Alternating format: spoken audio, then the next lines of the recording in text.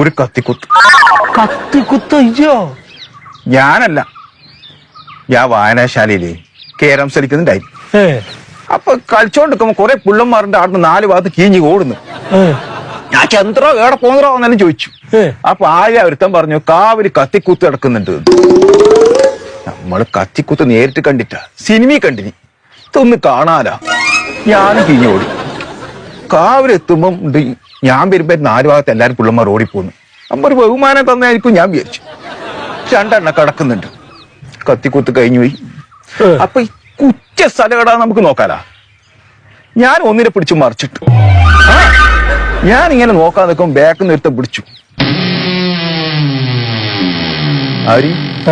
Police കൊണ്ടുപോയി സ്റ്റേഷനിൽ.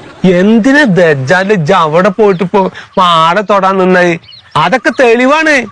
അല്ല പോലീസുകാരെന്തും ചെയ്തോ? 2 ദിവസം കഴിഞ്ഞ ആളെ കിട്ടി. അതിനുശേഷം അവരൊന്നും ചെയ്തില്ല. സത്യം. ഇനിയിപ്പോ എന്തായാലും വല്ല ധന്യന്തിനെ കോയമ്പൊക്കെ ഇട്ട് തിരുമ്പിട്ടേ ചൂട് പിടിച്ചാളി. കോയമ്പ് മേടിച്ചില്ല, പൈസ ഇല്ല, 10 പൈസ.